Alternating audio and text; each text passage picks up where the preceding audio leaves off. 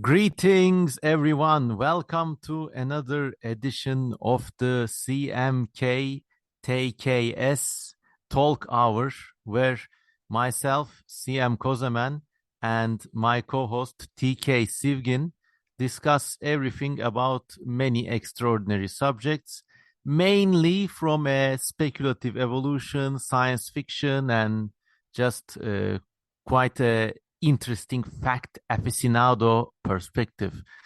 So, hello, TK. How are things for you? Pretty good right now. All is well over here in Istanbul as well. And it's going to sound very spontaneous to our millions of listeners, but actually, we agreed upon this a few minutes ago. And I think we both kind of feel in the gamer zone today. And we decided to talk about our favorite video games and the games we would like to exist.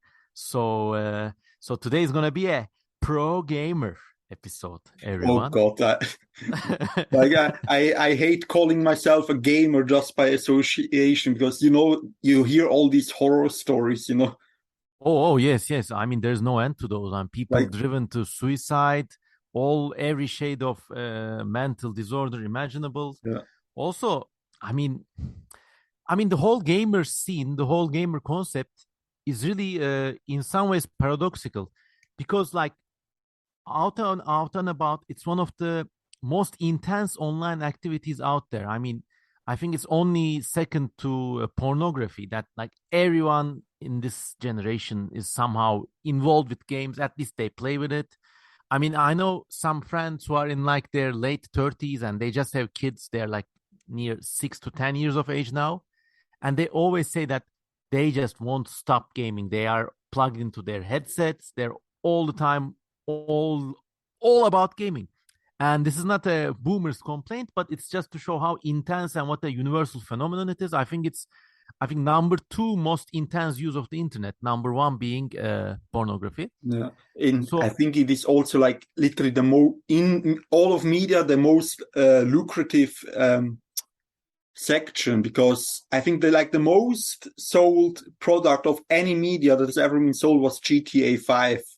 oh, true, Like more true. than any movie, more than any single, more than any album, it was a video game that sold the most. Yeah, very, very true. And I mean, when I was growing up, and maybe to a degree when you were growing up, I mean, games were still a niche thing, and like it was kind of like a geeks thing. I mean, you had gamers who had like bounced off game references from each other, like Metal Gear Solid, blah blah blah. But I think in this day and age, like people literally like become best friends over games, or people like fight over like what one did in a game, in a group game, or like I literally a few weeks ago overheard two young people speaking, and one of them were like saying, "I was completely dick move you pulled off in that match, whatever. I'm never gonna trust you again." One said to another. So it's becoming extremely pervasive, not just in the developed world, but also in the developing world as well. And paradoxically, an alien might land on the streets of London. Well, maybe not today because they got the Queen's funeral. But But it's on, literally happening just now as we are recording. That's the funny thing. yes. I mean, our condolences to people in Great Britain.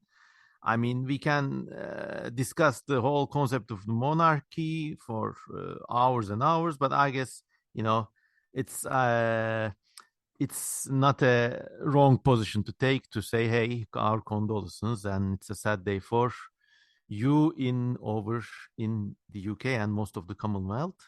I guess, I mean, divorced from the institution she was headlining, the Queen was a really decent person.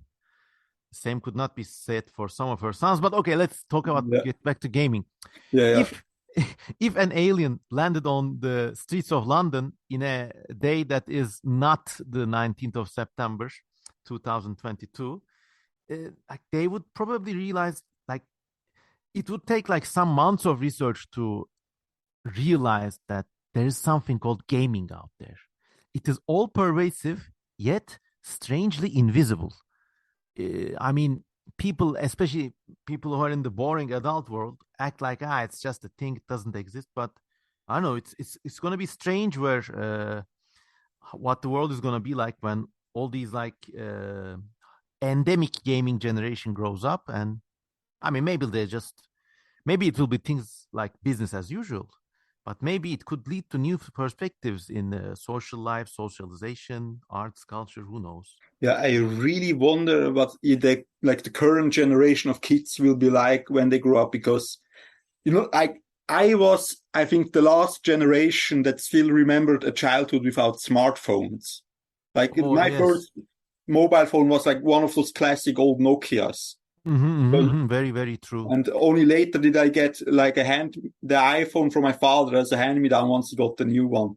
And Mm-hmm. nowadays, kids like our neighbor has a friend who is a kindergarten teacher, and like Mm-hmm. I sometimes talk with her, and like she tells me some real horror stories about parents who Oh, won't let who like as soon as the kid gets bored or something like that, they immediately give them the smartphone oh, instead that's of letting terrible. them play with like Legos or something. Immediately smartphone. And like she says, I think there's even like some studies that behavior like that literally stunts like mental development. Like if you get constant stimulation. It's a surefire way to raise kids who hate you. I mean, in my part of the world, Istanbul, Turkey, it's a very common sight to see these. I mean, I don't like to pass judgment, but these people who kind of like married too fast and had kids too fast, maybe without like really planning for things, and all of their kids have like have a smartphone in their hands. It's like, okay, here, take the morphine and shut up. Yeah. I mean, so, and I think kids are smart. I mean, everybody is smart, and kids kind of realize when their parents are pushing something to them. So it's like when they grow up, these kids, I don't know how they will see, how they will judge this behavior. But on the counterfactual, I mean, these kinds of predictions have been made since radio was invented. I mean, in my generation, people were saying like, I mean, they were like seriously saying that Tamagotchis would lead to decreased socialization. If you don't know what a Tamagotchi is, it was one of those like 8-bit keychain digital toys you played. There was like a cat or some shit in there, and you had to I like. had the Dinosaur one. Like it was not actually Tamagotchi, but some knockoff product with a dinosaur. So in like early 2000s, they were kind of really popular. But people were saying the same things we just said about gaming and smartphones about the Tamagotchis, the Tamagotchim. And I was surprised, it didn't lead to any weirdness. I mean, same thing was said about TV. There's even a very strange Jim Carrey film, The Cable Guy, about like the ultimate consequence of someone raised with only television. And this guy turns out to be like a really funny, really like interesting, eccentric, but a horrible sociopath, anyways. So I don't know. I mean, it's on one hand, it's clear to see that new media, new mobile devices, the pervasiveness of internet and gaming technologies, they will lead to some great new novelties in social life. Let us say that much. But on the other hand, perhaps it won't lead to some like totally antisocial, like I mean, people smart figure things out, but we'll see how that arc pans out.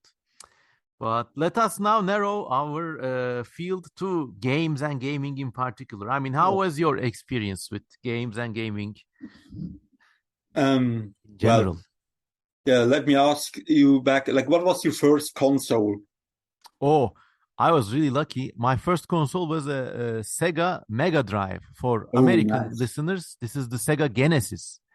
And in our part of the world, I got this when it was like still something that only the wealthy could afford. My father went to a business trip in Japan and bought a Japanese Mega Drive. I mean, it still had like these Japanese letters on the side, like of the plastic box or whatever.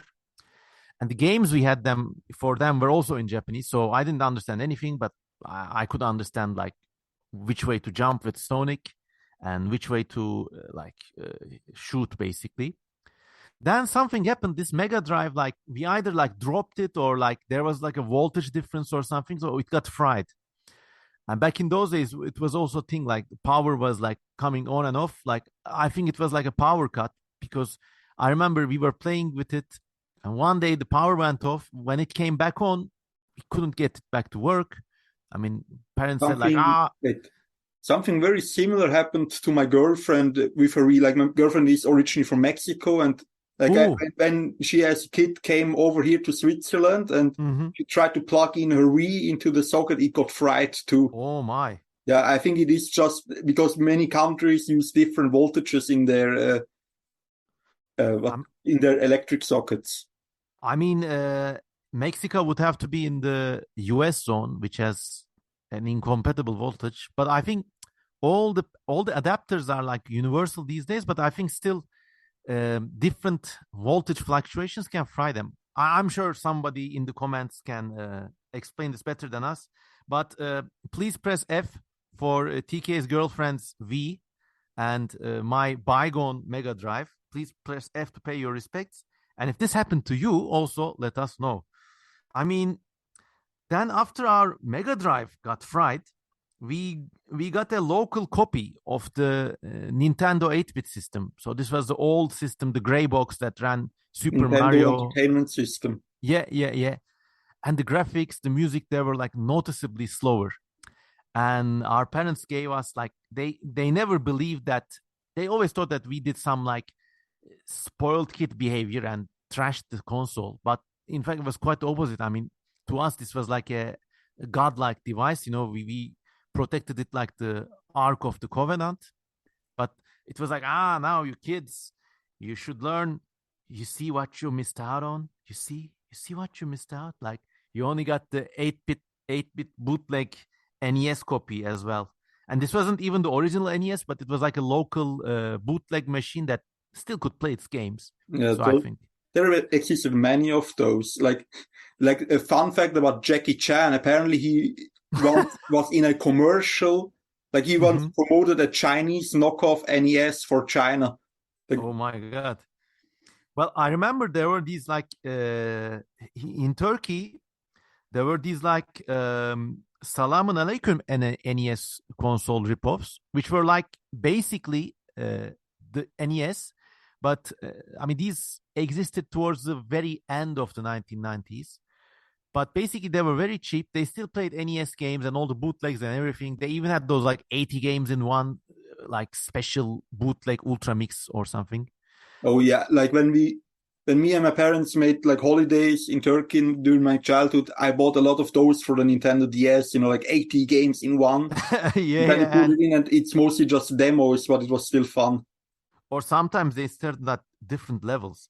But the thing about the Salam Aleikum Nintendo Turkish knockoff was that its splash screen, when you turned it on without a game, or sometimes when you played games itself, the splash screen was this amazing pixel art of a mosque and some like some religious like proclamation like in Turkish in Latin letters too. So it's something like God is great or like hamdolsun Allah'a or something. It was like this amazing technological artifact.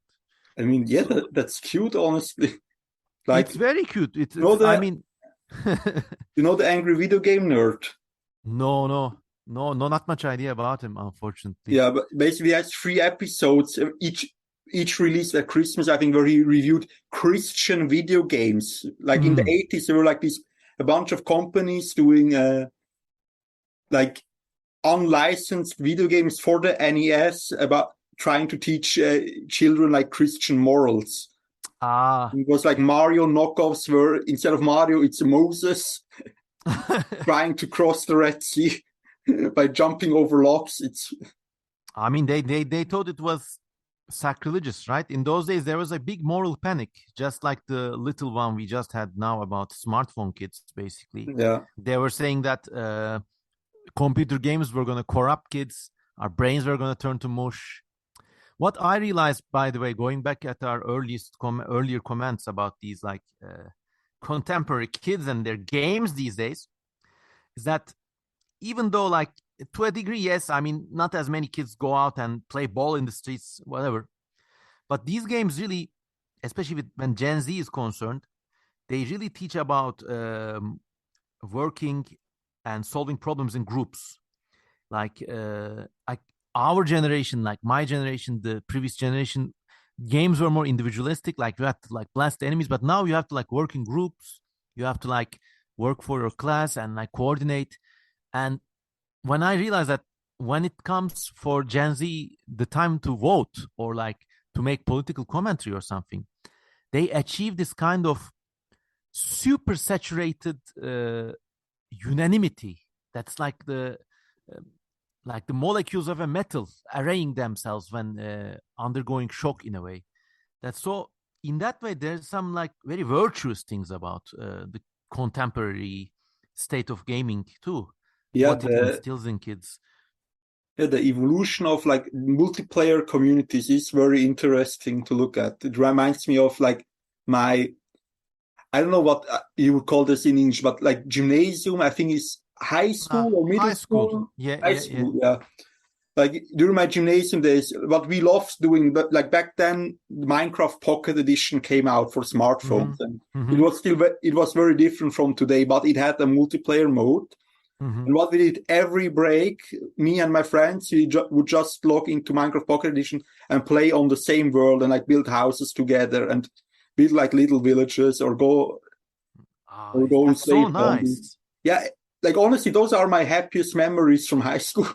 Yeah, but that's so nice. I mean, I guess I mean, many people philosophize about these problems of virtuality that nothing is permanent, everything is fake. But I think most of that goes away when you kind of engage in the same virtual world together. And then, of course, there's the aftermath too. So, like, you show it to each other, I guess, and like joke about it. And like, so there's still a physical world component of those activities as well. So, there, I think.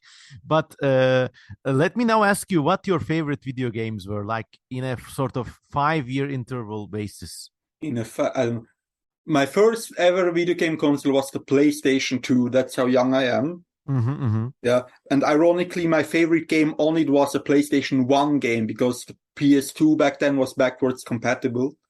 Aha. And that game was Crash Bandicoot 3 Warped. I Oh, love that game so I much. had that too. I had that too. The 3D scrolling aspect.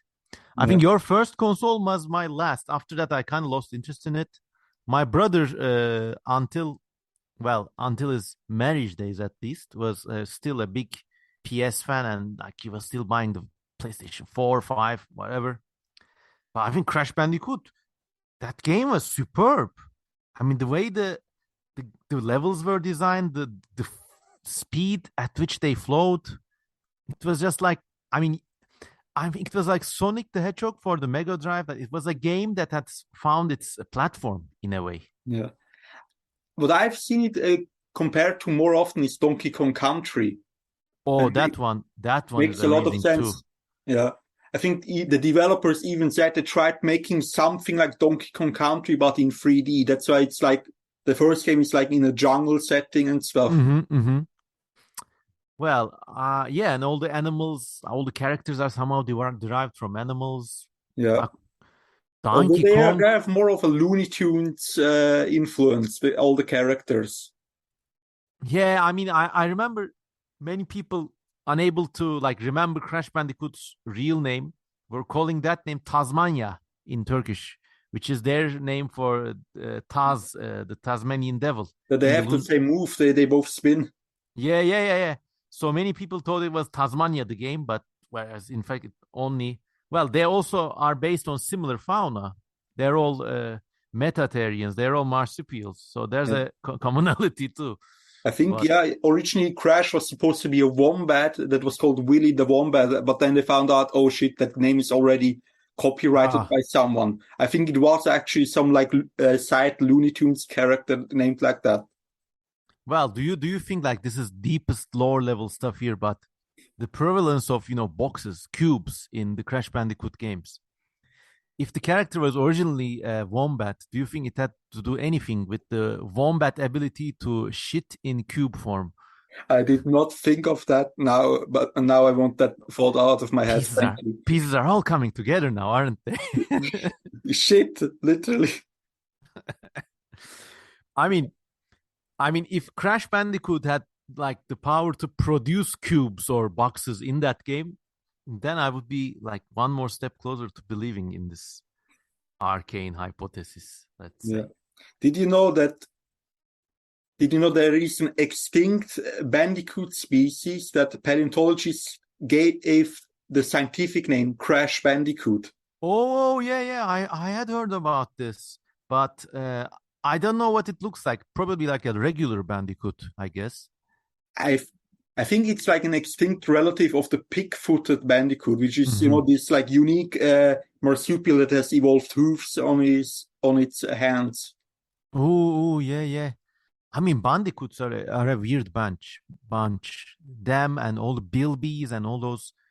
What are they even like? Very small kangaroos, I guess, or something else. I think they may be related to potoroos, and potoroos I think are Mm-hmm. related to macropods. Yeah, so yeah, Mm-hmm. maybe. I don't know, marsupial relationships evade me. I'm not an expert on that. So yeah, yeah, yeah. And I don't know. Did you have like a favorite level in Crash Bandicoot? Obviously, the dinosaur one. Was there a dinosaur? Yeah, in the third game, the third one was all about time travel, and Ah, yeah, the warp thing. Yes, yeah, yes. there were like two Oh, or oh, three levels where you went down in prehistoric times, and it was a chase level. Like every Crash Bandicoot has a chase level. In the first one, it was a big oh, ogre, yes. like in Indiana Jones. In the second one, it was a giant ice bear, and in the third Yeah, one, it yeah, was an yeah. angry Triceratops. Yeah, now it's all coming back together. The Crash Bandicoot series also had a racing game, didn't they? Like Yeah, Crash Crash Team Team Racing. Racing. They even made a remake of that, and that was super good. That game. Yeah, I think it was even like more entertaining to play than Mario Kart. Yeah, yeah. I played the remake recently, and yeah, it is definitely more challenging, but also more fun in that way. So when it was my Crash Bandicoot 3 Warp game, whatever days, it was mostly like during the summer vacation where my family and like a bunch of other like friends' families, we all went down to the seaside place because that's where everybody's summer houses are. And I remember like this bunch of people who are like significantly wealthier off. They had the Nintendo 64 summer house. They had like a big house with a pool and everything. And in that house, this is like one of those Quranic descriptions of paradise. There was a garden, and in the garden, there were 40 houses. In each house, there were 40 game consoles. And in that house, there was a Nintendo 64. And in that Nintendo 64, they had upon that console James Bond GoldenEye and Oh, Mario Kart. And I mean, we spent going to and fro between these two places. Like it was like a couple of miles away. We could still walk, but we were like, okay, today we are going to Goldeneye because going to Goldeneye was a thing. Like all our parents would go down to the beach and whatever. Like we would go to the garden house and just play Nintendo GoldenEye all day long. But it was my first experience to like a game where I could like shoot my brother or like he could shoot me or whatever. Relieved a relieved a lot of family tensions that way. do you remember the Nintendo 64 controller that Oh, yeah, like it looks like it was designed for like a free-armed creature, doesn't it? yeah. I think they kind of had like this design department thinking in like the more buttons, the more advanced it will feel. Also, they were probably making up for the fact that their console could not play CDs, so they had to kind of cram everything. It like they had like four sets of shoulder buttons. They had the joystick, and then also they had the 4 point. I think like it was like I mean, looked like a perfect example of design by committee to me. Like 8 people get together. We have to have this. We have to have that. We have to have, oh, we can't drop this because and that kind of thinking. Well, I mean, for like such an egregiously designed object was still pretty useful. But I remember when playing GoldenEye, I just used the joystick and then like two buttons, one to shoot, one to select weapons or something like that. Yeah. I know, like I never had an N64, but like 2 years ago there was the Zurich Game Show. Mm-hmm. It was a small like gaming convention. Mm-hmm. There they have some like retro consoles where you could just sit and try out something. I tried playing GoldenEye with that controller. Like I literally could not understand how people can play this. I mean, you just use the directional stick in the middle and then some of the buttons, but it was just, I mean, I guess when you had nothing else to do, there was a sharp learning curve. And this was before the age of online gaming. So, like, if any of you listeners don't know what we're talking about, when you're playing this game, like, there were two ways to play. Like, if you wanted to shoot your friend in a game, or shoot your brother in the face in a game, there are two ways to play it. One was a very arcane method. Like some consoles would have this like link cable and they had like special port for it. So you had to like link two televisions and two consoles together. And then you would be able to somehow play like there were like only 5 games you could play that way from a selection of thousands. So that was one way. The other was a kind of multi-controller method in which like you plugged 4 controllers into the game and the screen literally split into two and you each looked into your own quadrant. One of the neat gamer hacks about GoldenEye was looking at your enemies' corners and then navigating using them. And like you got to such a level of skill that you could just look at their screens, see where they were, and kind of like hit them tangentially from there. Four-dimensional thinking. Yes, lots of good memories back there. But what about the PC end of things? Like, were you a big PC gamer or like? Yeah, I had a lot of PC games, more of like on the lower end of like technological requirement, like mostly like these like tycoon games and strategy games, like Roller Coaster Tycoon, for example. I remember that one. Zoo Tycoon 2, I played that one a lot. Then, of course, Age of Empires. I think the third one was the first one I played. Oh, I loved Age of Empires second installment, especially with the Age of Kings expansion. And even to this day, they're like the global world matches of those games. Because they made some very good like remakes and like remasters of those games, so they are still playable today. I do play them. I still have to play the fourth one. I wanted to play it, but I somehow never got to. I played Age of Empires 2 like rigorously, but Age of Empires 3, I don't know, somehow the transition to 3D graphics just didn't do. I mean, for our viewers, the second game was like an isometric pixel game where you have these historical units and you do battle and also you build castles and stuff. And the third game, it was like the same thing but executed in 3D. And somehow, I mean, it was a shoe that never fitted me.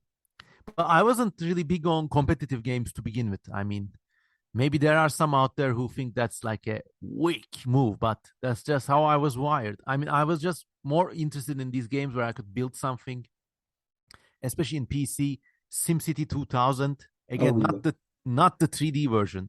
I like the isometric pixel layout. And also there was this game called Pharaoh. Oh my God, Pharaoh. Anana Pharaoh. Ne, ne, ne, ne. The music was so good. They're making a remake of that one. Oh, I played Pharaoh and the Cleopatra expansion. I loved, I think this tells more about my character than anything. I loved making these cities and filling the stockyards with certain kinds of goods. Then I would pause the game and like just visit the stockyards and see like 100 bales of clay or like pots and stuff.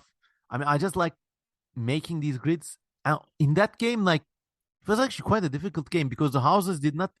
Basically, you had to build an Egyptian city. You have built roads and like farms and stuff like that, and then shops and stuff. So you harvest resources and make products and sell them. There was also a way to do battle, but it wasn't like too big part of the game. But I was so big on like laying out house designs and like Like you could have certain types of houses only when you had like a theater nearby or a beer house nearby. All those in that game, people were very like, how do you say, they were difficult to appease, let us say. Like you build these amazing villas, and then the beer house goes out of the business, and suddenly they turn into favelas in 1 second. So, Yeah, like kind of like the later Anno games. Do you know those?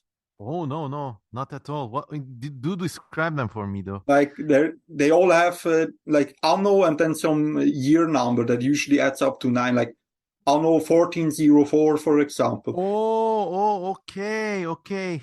I mean, I've heard of them, but I don't know anything about them. So illuminate us. They are like some of them have combat, like but most of them are simply like like building up and simulating product chains, basically. Like you have Oh, this map, okay. it's a series of islands, and like on one island you have sheep, so you set up your sheep farms there, and on the Mm-hmm. other island they require tapestries and clothes, so you have to create shipping lanes to get the wool from that island to the other. Ah, And it's nice. basically that's like the most basic thing. And like you kind of, you know, Factorio, it's kind of like that but a bit simpler. Sorry, it's exceeding my age limit, I'm Okay. afraid. But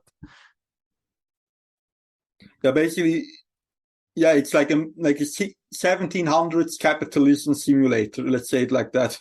oh, does it include slavery? I guess not.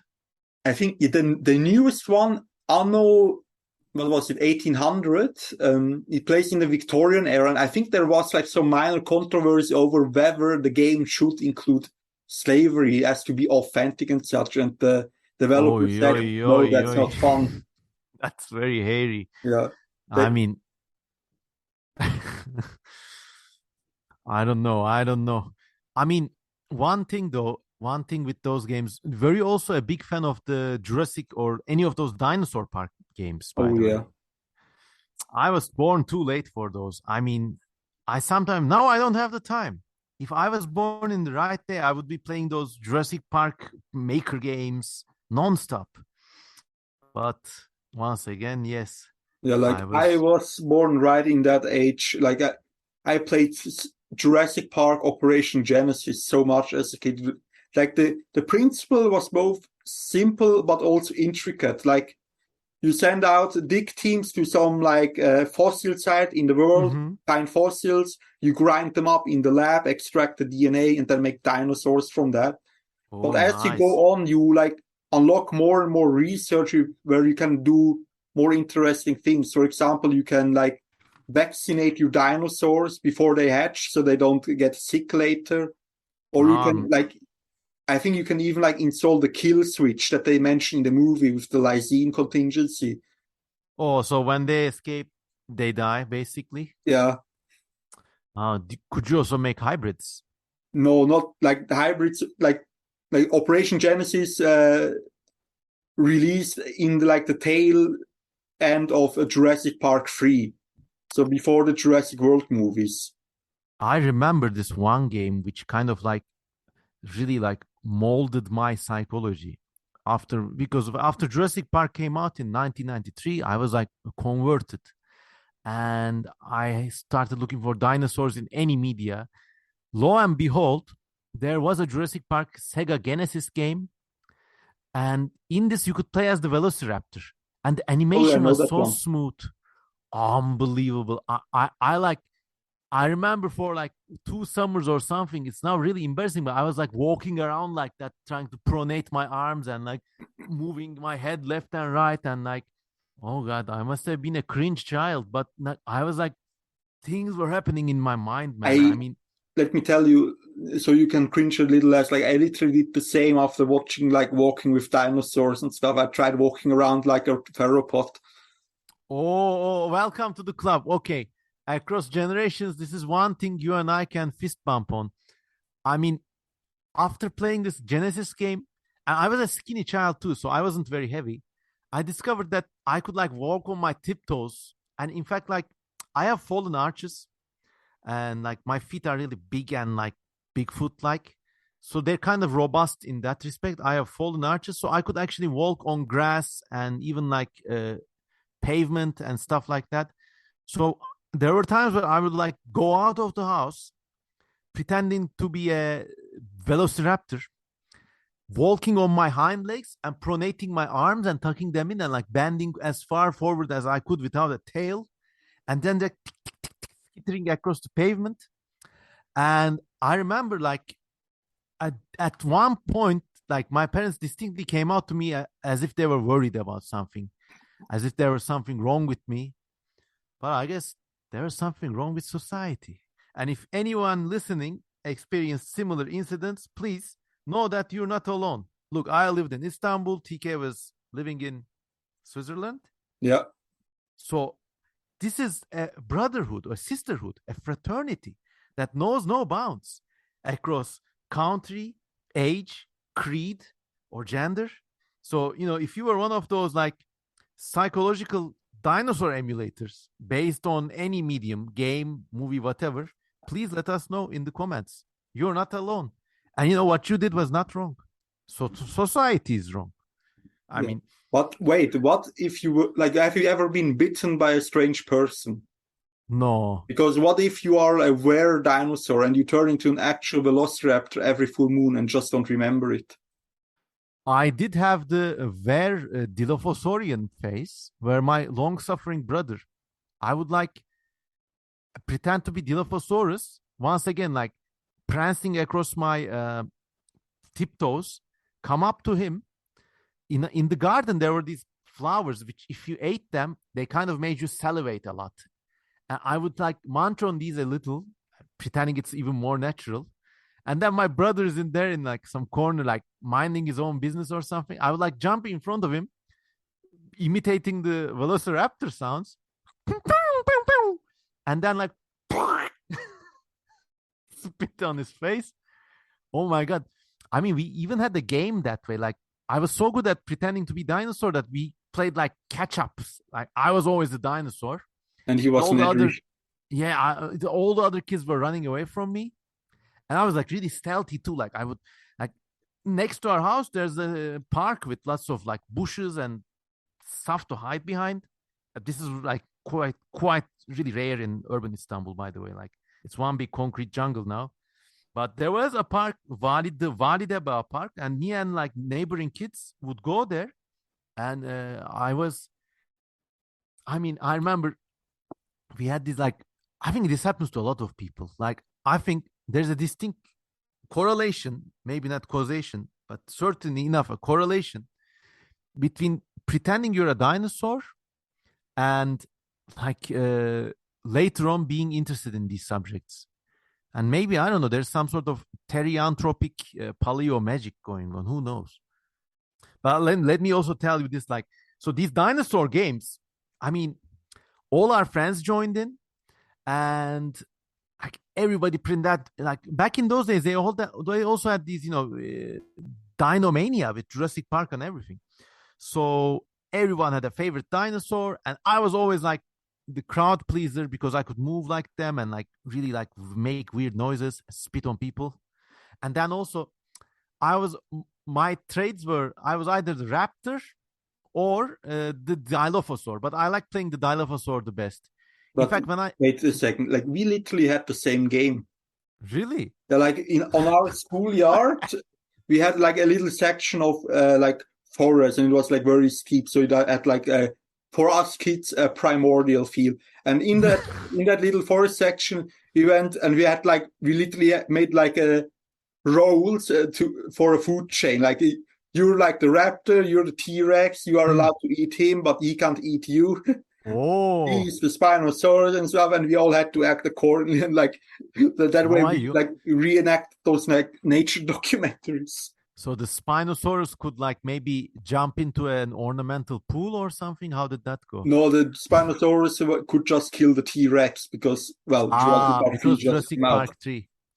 And because of this game, even the latest Jurassic Park movie, Jurassic World Dominion, whatever it's called. Yeah. As horrible as that film was, I still had this spine-tingling moment when the Dilophosaurs came creeping in and they basically finished off the evil Tim Cook character. I was like still like, and one of the like we had like quite dangerous times too. Like, so it was once again these like parents family vacation with me, my brother, and another close family friend, and his older sister. I mean, the four of us, we like our parents went to holiday together. The four of us in some like hotel lobby or whatever. We were left to basically play by ourselves while our parents went and enjoyed themselves in the nightlife. So we played the dinosaur game in one holiday. Like we were still playing the dinosaur games. I mean, I was playing always the Dilophosaurus. My brother was always like T-Rex or Allosaurus, whatever. Then our friend had the brilliant idea of playing baryonyx. And because of this, at those days, we still believed that baryonyx was partly quadrupedal. So this guy was like holding his thumbs out, like those aren't really thumbs, but anyways, like baryonyx would have, and like walking on his like crawling on his hands and feet next to a staircase. He was like, I'm gonna like quadrupedally jump on them. He had the weird notion that he could like jump on us from a staircase. But when that happened, he actually almost fell to the stair shaft. Ooh. And then he was screaming, "Help me!" And like we were like, no, it's one of the voice mimicking dinosaurs. Probably Saurophaganax or something like imitate human voices. It's not impossible. Parrots imitate humans all the time. And we were like, still like playing the role. But then he started screaming so badly that we ran up to where the sounds were coming. And like, he was like almost going to fall down. Like, we rescued him. And that was our baryonyx game. Like for a moment, I thought you were gonna do what was his name? Scar did in The Lion King. So, long live the king. Oh, well, I mean, I'm glad I didn't. I mean, in my childhood we had so many misadventures. Like once in the Jurassic Park we went to the municipality, they had a campaign to basically eradicate mosquitoes or something. So people would come up with like a backpack of DDT or some other like insect poison, and they would spray the bush. Now we still would be playing after they left. So one day, actually, I picked up the backpack of DDT, and I almost blinded one of our friends. Oh. And it was horrible. I mean, it was like their parent was gonna like threatening my parents, like suing, like what kind of kids do you have?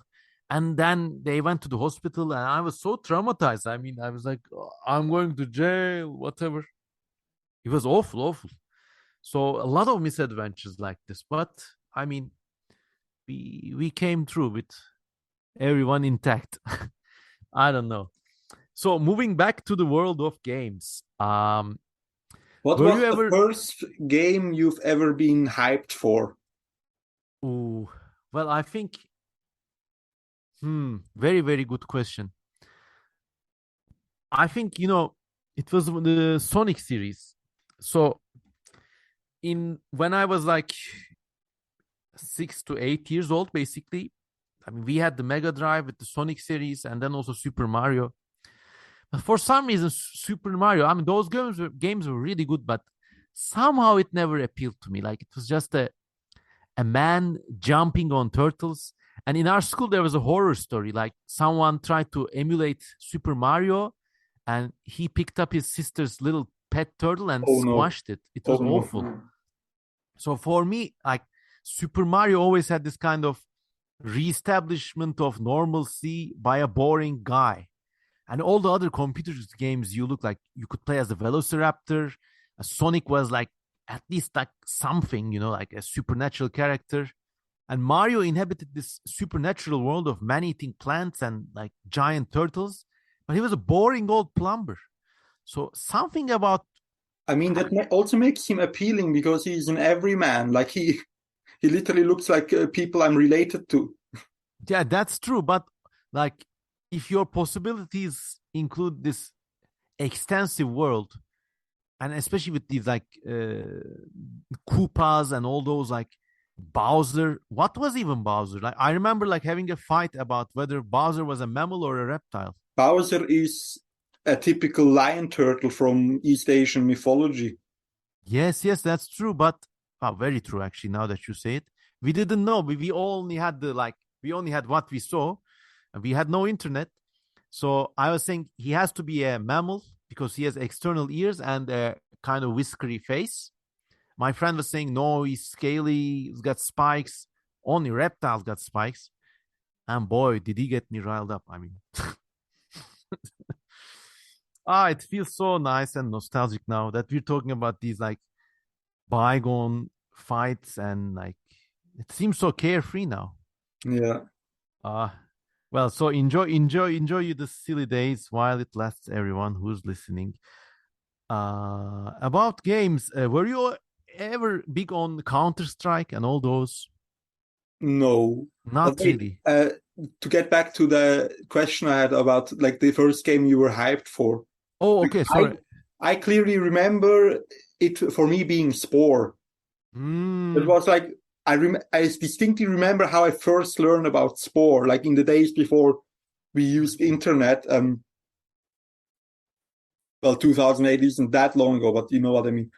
Uh, we were on a school trip to the zoo, mm-hmm, and as we came back from the zoo, I saw like a used newspaper mm-hmm, lying in the bus, mm-hmm. and I read through it. And then, like on one page, they talk about this new game. Hey, Spore, from the guys who made Oh, SimCity, where you can oh, replay evolution from a cell to galactic civilization. And like, what? What? yeah. I mean, I remember seeing a demo of the creature maker, and my mind was blown. I Like I mean, still love like it's on YouTube. You can watch the 2005 demo mm-hmm. where Will Wright like just plays through all the stages in like a very short amount of time. And like a lot of people were disappointed with Spore when it came out because when you look at that original demo, it looked so much grittier and more biological. I think they toned it down and made it Yeah, more it cartoony later it on. became more cartoony, probably to be advertised better. But to be honest, I was not disappointed with Spore. I still had a lot of fun with that game because it is to this day still pretty unique. No, yeah, Like, yeah. I mean, I never advanced beyond creature stage. I finished it once, but all the UFOs and the civilization building, they seem like a distraction to me. I always stayed a creature. I for millions of years I modified my race, but also in increments. So everyone who's like most people playing Spore would like I know suddenly add a second pair of arms or something, but I had to do everything slowly so they would look more harmonious compared to the previous yeah, generation. that was the cool feature. You actually had like this timeline where you could see the changes you made throughout the. Oh yes, yes. Yeah, Also like extinction events if like a lot of your clan was killed and stuff like that. yeah. And I think Spore is enjoying a renaissance these days. I mean, on YouTube, I see a lot of people like making weird experiments with it, playing with it. So, it's Yeah, and many still a. people are trying to make like a modern remake, basically, like Mhm. spiritual successors. Like the most recent one I've seen is, I think, called Elysian Eclipse or something like that. Oh, But I wait, haven't what I seen it. wanted to say is, I think you've been missing out a bit by not playing the space stage, I could be. especially with the Galactic Adventures expansion, because then it really feels like a Star Trek simulator. Ooh. You fly around with your spaceship, you set up colonies and stuff, and sometimes you get like distress signals, you go to the planet, and then you beam down and play as the captain in like some adventure style mission. Wow, that's neat. I missed out on that one. I mean, the first game I was hyped for was Sonic 2. I mean, if you can believe it. So it was in the Mega Drive days. And then Sonic 2, god damn it. And then there was only like one shop in Istanbul which sold these games officially. So like I would beg my parents to take me there. This was like in like early 1990s. So like really prehistoric in comparison to what you're describing. But I mean, then I got it, and it was no disappointment. Then I was like, after the Sonic series was over, I kind of had lost the instinct for hype with computer games. I still enjoyed them, but like, I mean, Spore also, as you mentioned, really created an excitement for me. But I don't know. Aside from that, there was like a very, very brief excitement I felt for No Man's Sky.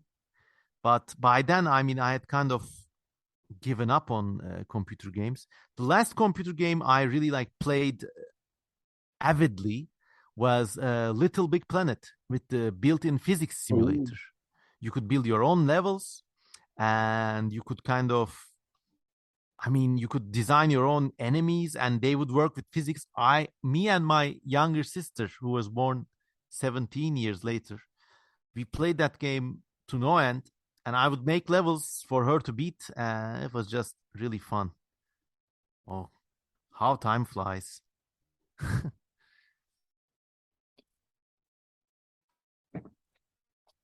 Sorry, I got a bit distracted there. No worries. I'm taking a bio break as well, everyone.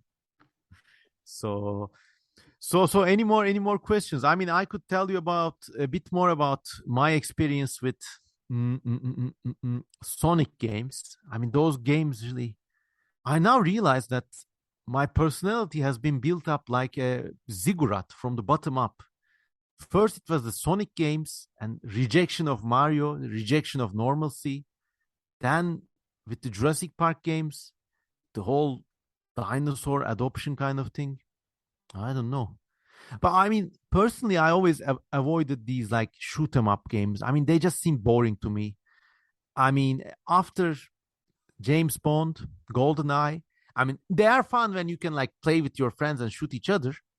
But after that, all those games, they feel like you run through a tunnel, you shoot at this thing, and this happens, and all the graphics, etc. They kind of like, No. okay, then I what? also never got into shooter game. Like there is one game, I'm not even sure you could call it a shooter. It's more like a survival horror game. Mm-hmm. I really love was the video game adaptation for Peter Jackson's King Kong.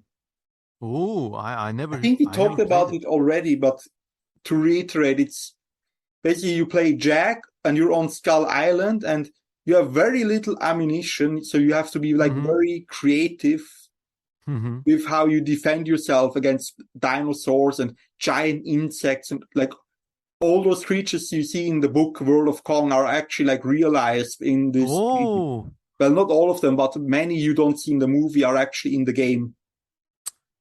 how close were we to God's glory when they could have done a Skull Island Zoo game? Yeah. There's also a lot of modding communities. Like, do you know anything about those? I know some of my friends do like Jurassic Park something mods, but Yeah. You know this there is this hunting simulator from the 90s called Carnivores where you were like the ooh, lore is you are a hunter on a like you're a commercial hunter on a planet where the mm-hmm. aliens just happen to look like classic depictions of dinosaurs. I think we spoke about this in our last podcast, but you do tell more. Yes. Yeah, I think I made a post about it on my blog once. Maybe you can Mm-hmm. link that down in the description. Oh, sure. Yeah, Please check the links below for TK's post on the Carnivore computer game. yeah. Like it's a really old game, and I think the original developer abandoned it. But people are to this day still making mods for it, where they, for example, take modern like dinosaurs discovered in recent times and like remodel them so they resemble this old outdated style. Ah, interesting. Well, I don't know. I mean, every like these last 5 years, and we're recording this in 2022. There are all these prehistoric games being promised, like zoo simulators. Yeah. But like, has any of them like really come out? Like one of my strangest adventures was with Saurian, the computer game, where they promised to make this exact playable replica of the Hell Creek dinosaur era ecosystem. I think it's still in development. It is, yeah. And even did like concept art for this game's promotional book. If Oh, that's really? a Yeah, that's a bit of CM Kozeman lore that not many people know. But the makers of the book, I think his name is Tom Parker. The maker of the game, developer is Tom Parker. Also goes by the handle Tomosaurus on DeviantArt. So hats off to Tom if you're listening. So he contacted me. This was after we published all yesterdays. So he contacted me to create my view of the Hell Creek Tyrannosaurus Rex. And I did. And you can still see this artwork if you get the Saurian computer game promo book. But the game, has it been canceled? Has it languished? What do you think? No, it's like if you go to their blog, they still post regular updates, and they have made some progress. For example, you can now play it as the Triceratops, but yeah, development is very slow. And Yeah, I guess also when it's a passion project, yeah, it takes years and years to do that stuff. yeah. And apparently, I think last year there was also some drama behind the scenes where one member of the team actually like pocketed some of the Kickstarter money for themselves. Ay. Yeah. And then they had to kick him out or something. Oh my God. Then he left with a lot of the assets, I guess, huh? I'm not sure. Maybe I think the way I remember it, he admitted that he did something wrong and left on his own, basically. Yeah, on his own, but like without like damaging the company. Ah, well, I mean, I don't know what to say. I mean, working with people, regardless of what your like favorite interests or like personal convictions or worldview is, when you work with people, you see a different side of people. And let me tell you, like, the distribution of assholes is Gaussian universal. I mean, doesn't discriminate by like what you're interested in. You could be interested in cars, there's going to be something like that. You could be interested in dinosaurs, there's going to be someone like that. Well, I guess. But okay, so I guess we could make an entire show about our gamer moments. And no, don't use that term, because that has a very different connotation nowadays. Yeah, okay. So after what PewDiePie did with on that bridge, everyone has a different definition of gamer moment.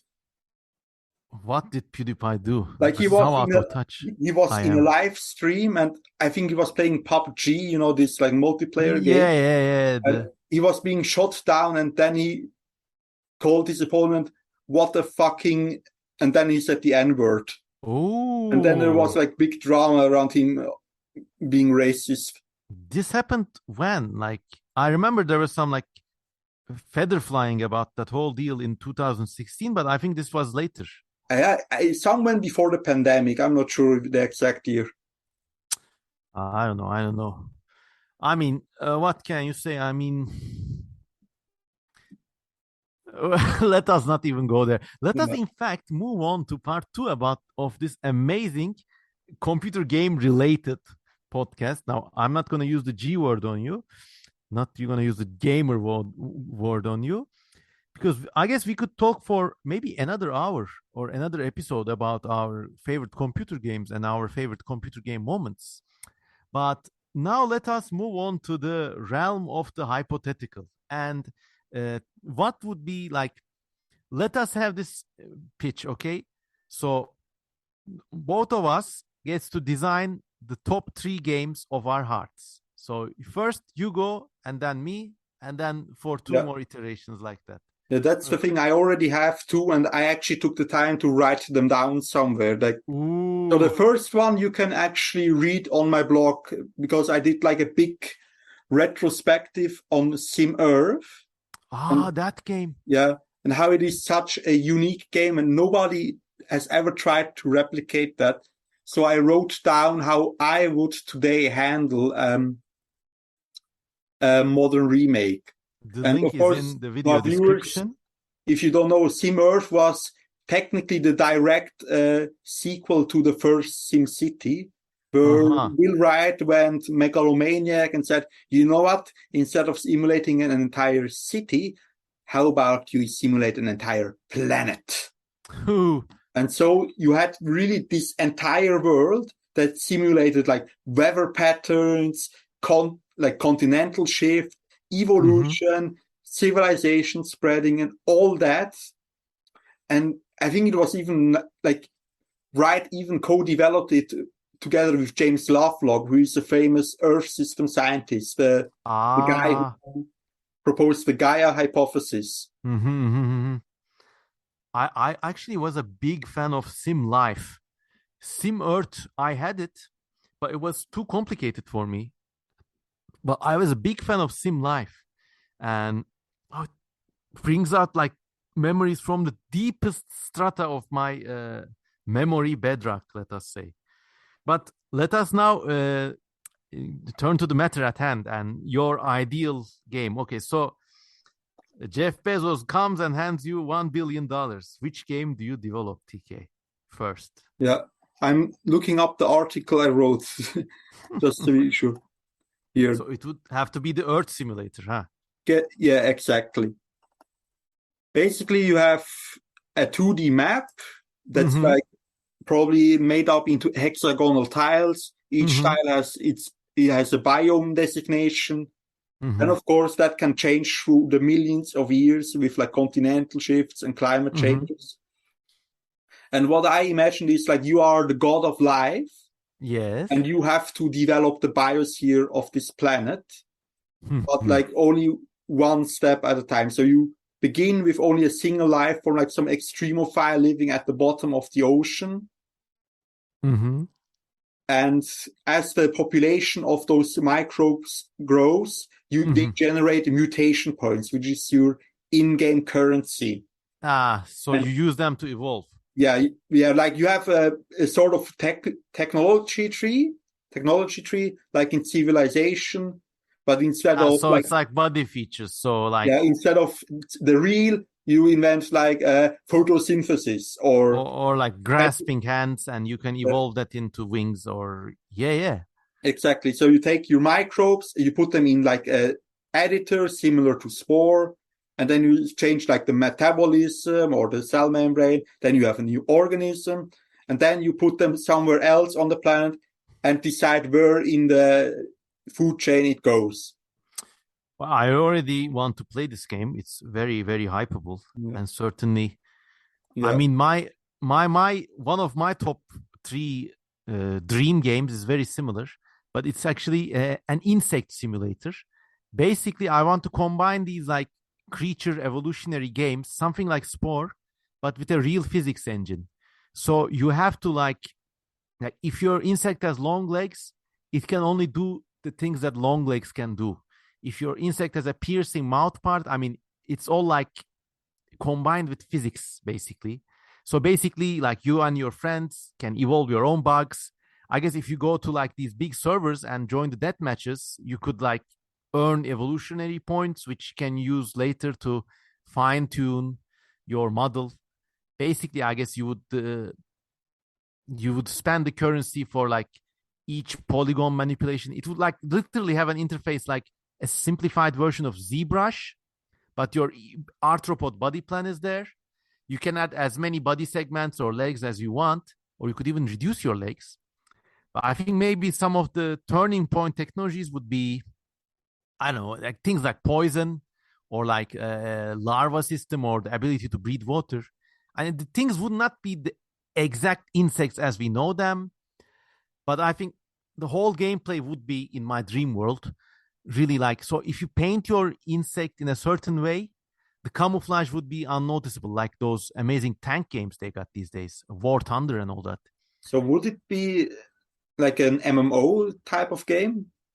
Yeah, I guess so, like massive multiplayer online game. But it will also have its terrarium mode where you could just like fancy design terrariums for them and display them there. Which leads me on to my second amazing game idea, but on to you now for number 2.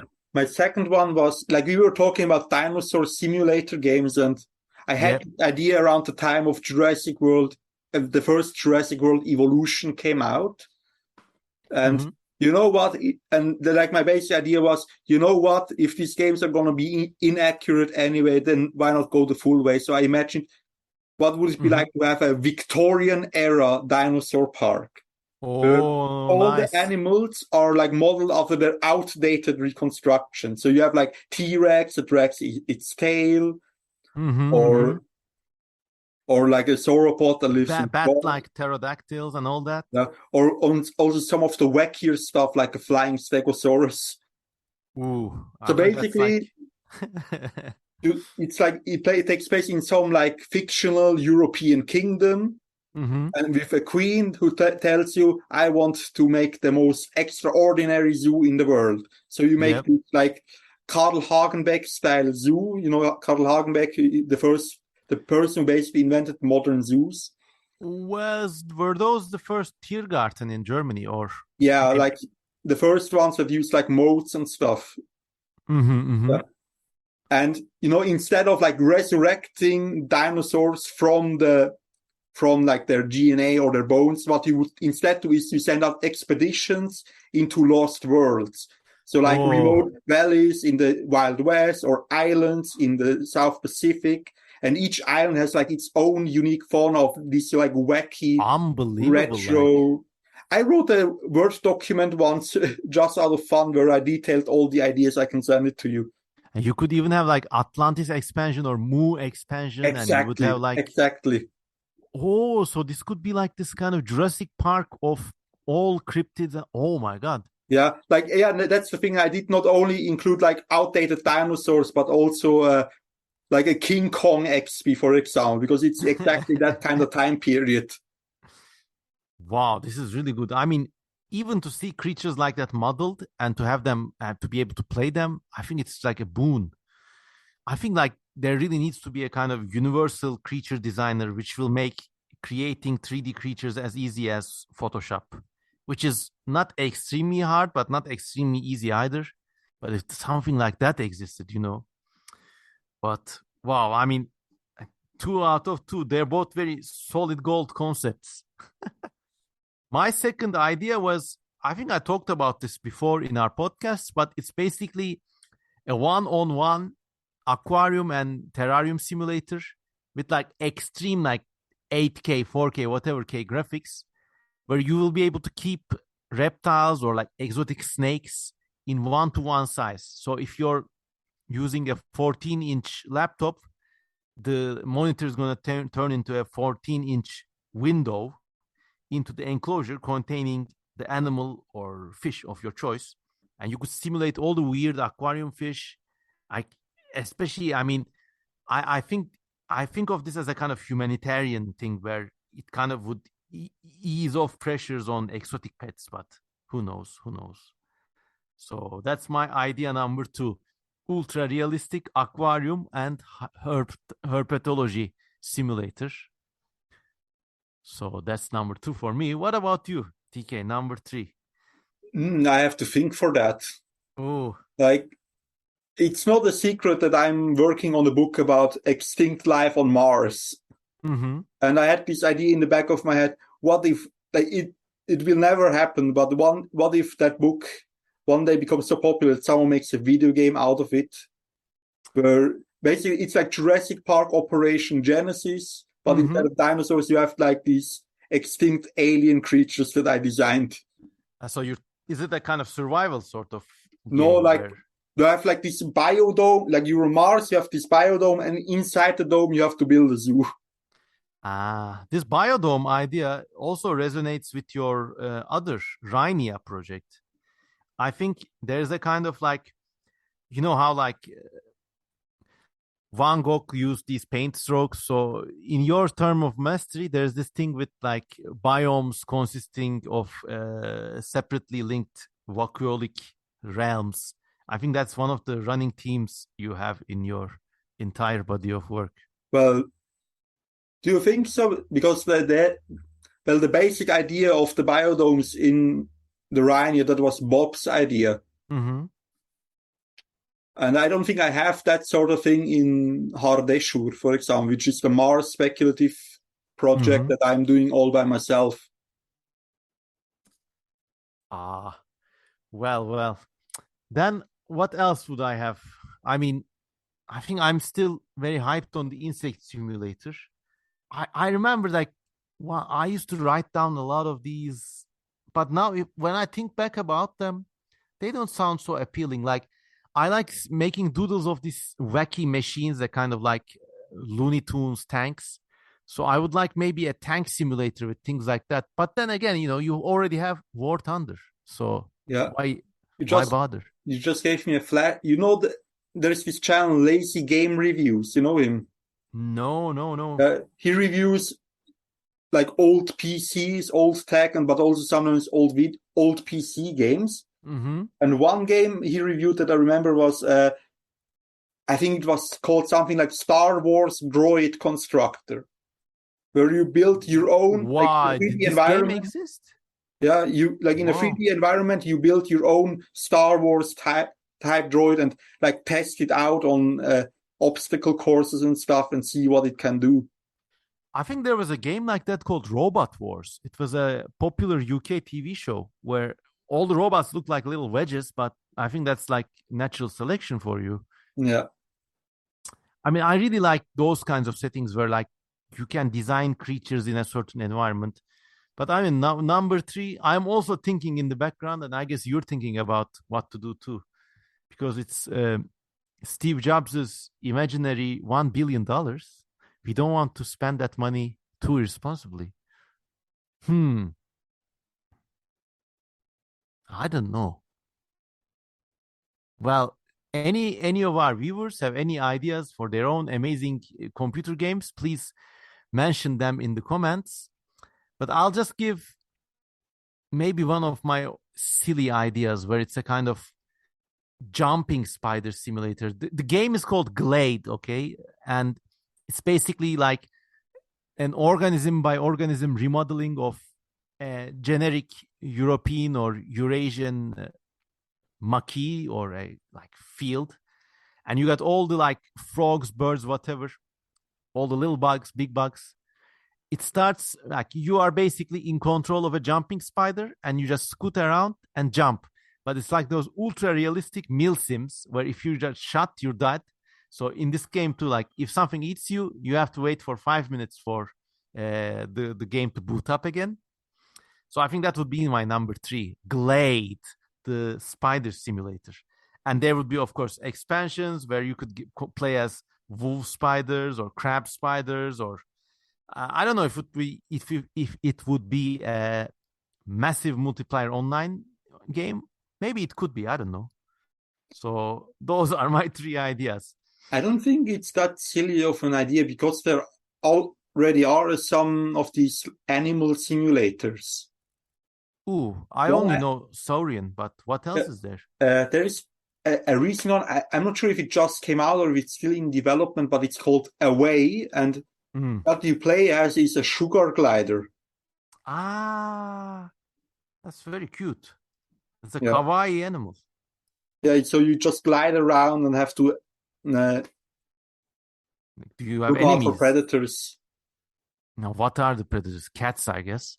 Yeah, I think it's birds mostly. Yeah. You had also these silly cat simulator games where you're in like somebody's kitchen and you can knock objects down Or, the shelf. or do you remember Goat Simulator? Yeah, That one was fun. yeah. You jump on things or whatever, right? Yeah, like you could lick anything and carry stuff that way, and like the game was broken on purpose to make like fun of all these simulator games that came out around that time.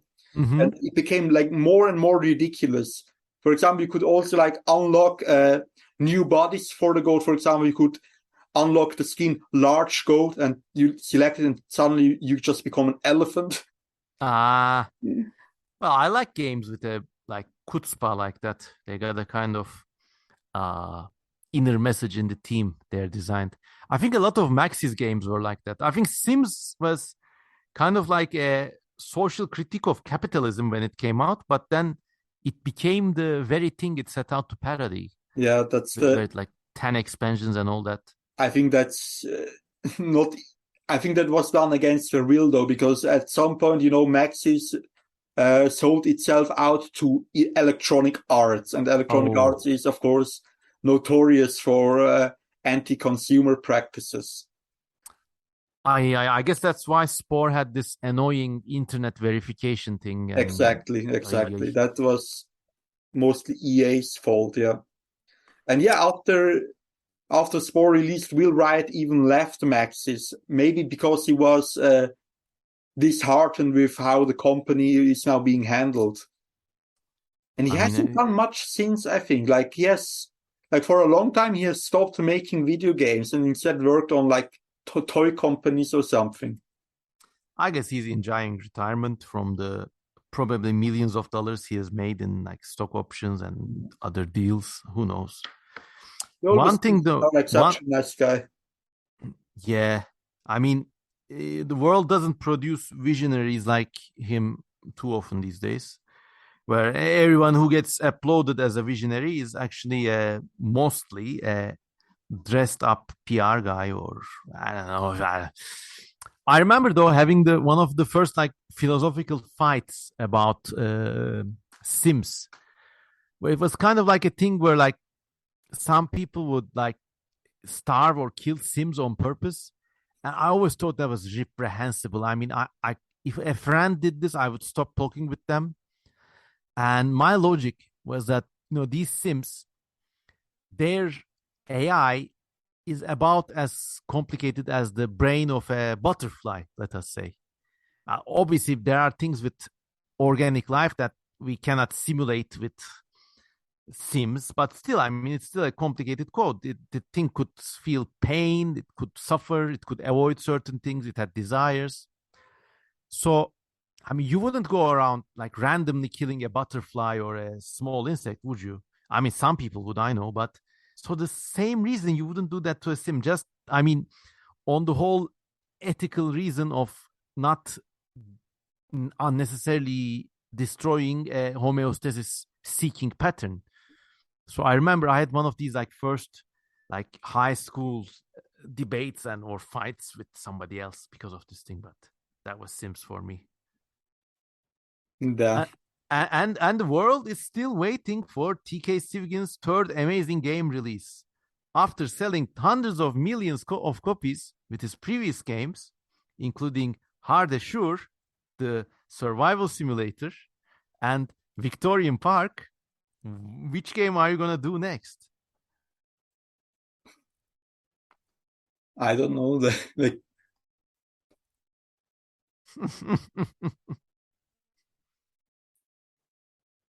Well, I'm trying to formulate something coherent out of the many ideas swirling throughout my head right now. Well, maybe we could just bounce ideas back and forth, and I think the viewers could perhaps build on them after they listen. Like, has there ever been a museum simulator? Like not that I know of. No. There's Zoo Tycoon type games. There's like theme park simulators, but nobody ever, I think, really made one where you simulate how it is like to manage a museum. Ooh, so not just build, but you could have a British Museum expedition pack where you go around the world and steal artifacts. I was thinking of something more benevolent, like sending out people into the Wild West to uncover dinosaur bones. Oh. That sort of culture. Well, I think a museum simulator sounds really fun. That's a good idea. I mean, you could even like the whole game, you could choose your theme. So it could be an archaeology museum or a fine arts museum or a paleo museum. And the game could encompass all of these things. And I guess the challenges would revolve more around the day-to-day administrative activities. So like running the cafeteria, exhibits, and then the disasters would include like fake artifacts or I don't know. In case if you should choose an art museum, you could have these like postmodern vandals break in. Who knows? There's this like recent line of simulator games, like 2 Point Hospital and 2 Point Campus. Mm-hmm. And they're like a hospital and a university simulators, but they keep things interesting by making everything super silly. Like, for Ah, example, in Two Point Hospital, you have to cure someone because he thinks he's Freddie Mercury or something like that. And in Two Point Campus, your students can book a course called Knighting, where they teach them how to be medieval knights. I And think in that these. vein, I think a museum simulator could work if you make it ultra silly. For example, if you have like an Egyptology exhibit, you have to build like security systems so that the mummies don't like wake up every night and trash everything. I think the opposite way actually. If you make it even more realistic, there's many things like, for example, I mean, this is a side avenue, but very realistic truck and bus simulators are extremely popular. People like play them for therapy. I mean, they. So if you have a realistic museum simulator, like maybe you want to expand to an insect collection, then you need to hire an insect curator. But then one of the disasters there could be an outbreak of these museum, the insects that eat up insect collections, something like that. So you could, I don't know. I mean, the more realistic these things get, the more exciting the game could be. Yeah, it reminds me there is this also very calming puzzle game whose name I sadly forgot, but I have it on my laptop. I can send it to you later. What you do is you get a box full of fossils, Mm-hmm. and you have to classify them. Like it's Oh, like that a sounds like. shell. Each shell is a little different from each other, and they're like Mm-hmm. color coded, so you know from what age they are. And then you have to draw like the lines between this one is related to that one. And like it's like a cladistic Yeah, simulator. that's the best game. Yeah, done very simply and fun. Like I definitely recommend it. It's very calming. I have to find the name. Wait, I can just look it up on my Steam page. Wait. I want everyone to know this game and check it out. It's so good. Okay. So while you look it up, I sum it up. So everyone, from me, you had realistic physical arthropod simulator where you actually like you could model insects, but really physically. So they're not a battle of stats. But if your insect has like legs in a certain way, it moves in a certain way. It's a physics engine thing. From TK, you had the amazing Victorian retro dinosaur zoo simulator, which kind of expands into this entire universe of cryptozoology themed beast zoo simulator games. From me, once more, you had the Glade simulator, where it's a very realistic depiction of uh, grassland and all the invertebrates that live there, and you get to play as them, basically, like Microcosmos, the movie or the game. From TK, once more, you had a kind of realistic stranded on Mars adventure game where you play as a kind of explorer on a version of Mars with amazingly well designed aliens. And what was my number three game? And my number three game was a realistic in display herp simulator or aquarium simulator, where you can enjoy keeping reptiles and fish and amphibians and whatever without being a hassle on the world's ecosystems. And then I guess with this game, modding would be a big scene as well, if it was real. Now someone's gonna steal all our dreams and make $1 billion with it. God damn it. Yeah. Yeah, yeah. Anyone listening to this and wanting to steal our ideas, at least put us in the credits. Yes.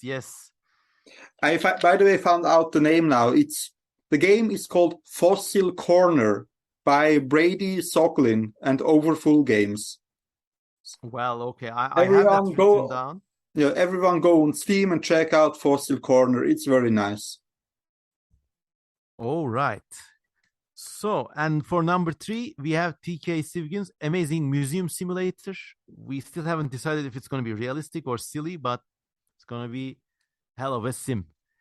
Anyway, so that was that from the talk hour with your hosts CM Kozeman and TK Sivgin. Please, if you like our game dreams, please support us on Patreon. We cannot use our Patreon funds to make these games, at least for the moment, but they certainly help out in real life, and every penny counts. The links for TK's Patreon and my Patreon are below. And also, all the relevant links we discussed for the games and other details, they're also in the video description. So go check them out. And any farewell words for this episode, TK? Have you seen the leaks for GTA 6? No. Yeah, me neither. I don't care. All right. Nice. This was really unscripted. Neat joke. All right, everyone. So unless we got anything else to say, I'm about to wish everyone a nice day and have a nice evening wherever you are in the world. Until next time, this has been the CMK TKS Talk Hour. Goodbye. Goodbye.